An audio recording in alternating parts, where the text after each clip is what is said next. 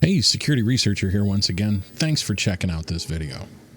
So let me get this straight. Every major news outlet is in meltdown mode, claiming that Elon Musk is trying to get everybody's social security numbers.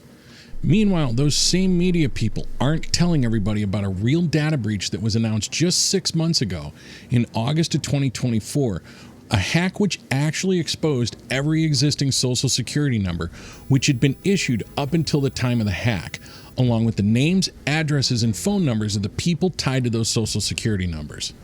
You heard that right. Every bit of information needed to steal your identity was already stolen over a year ago. Pretty convenient that nobody's mentioning that, right?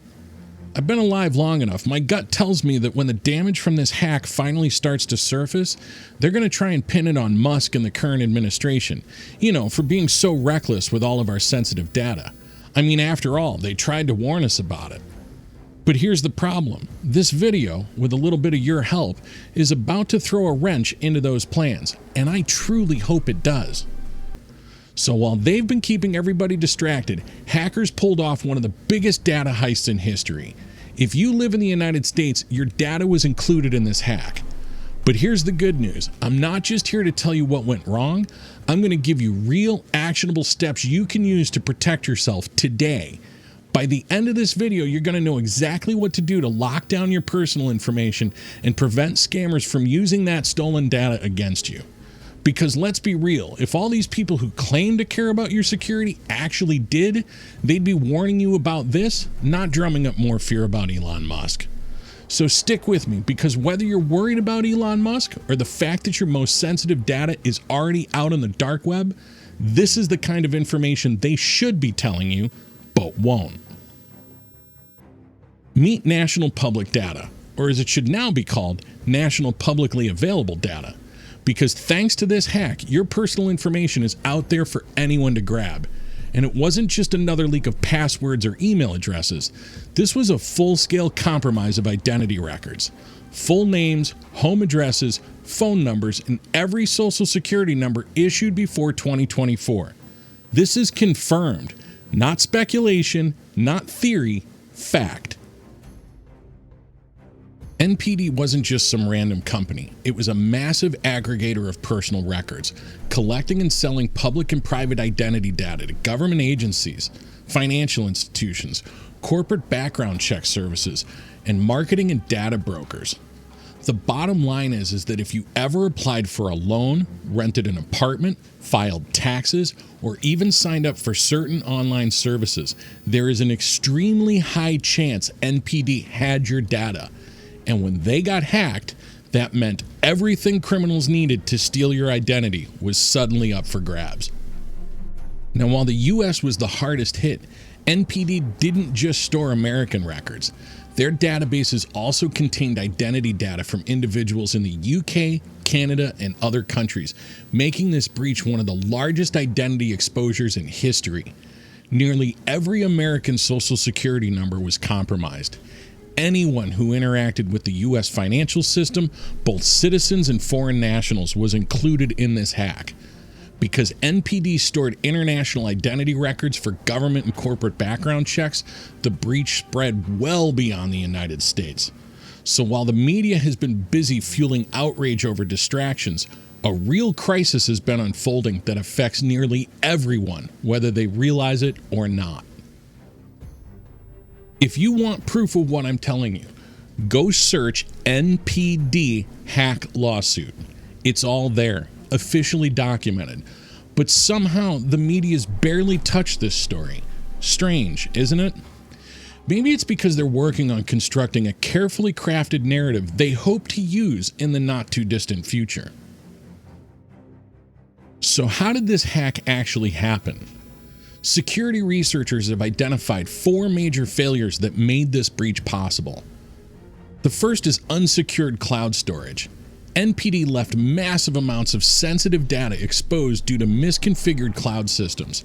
No encryption, no real security, wide open. They used weak credentials. Employees were using weak or reused passwords, which made it easy for hackers to force their way in.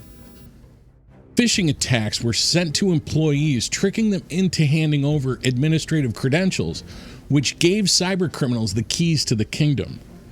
And some reports even suggest that an insider may have helped the attackers gain entry, whether they did it deliberately or through carelessness. Either way, once inside, the hackers didn't just steal your data. They packaged it up, bundled it, and sold it to the highest bidder. And now, your identity and mine is just another commodity on the dark web. Folks, if we're not careful, data security failures like this are gonna be used as an excuse to push for more invasive identity verification measures. And they'll sell it as totally secure, the ultimate safeguard against fraud. But by now, I sure hope you're smarter than that. Now let's talk about actionable steps that you can take right now to help protect yourself. First up, freeze your credit. Contact Experian, Equifax, and TransUnion to lock your credit file. This will prevent criminals from opening new accounts using your credentials. If you aren't already, you're gonna want to start using a password manager. Stop reusing your passwords and use tools like Bitwarden or 1Password to generate and store strong passwords. Or if you prefer the old school method like I do, go get yourself a little black phone book from Walmart. Write down the domain name, your login, and a hint as to what your password is, and that'll keep it really secure and offline so it can't be hacked remotely. You're going to want to start enabling multi-factor authentication for all of your financial and important online accounts. It adds an extra layer of security. It's not bulletproof, but it sure is hell better than not having it at all. It's time to start monitoring your financial accounts.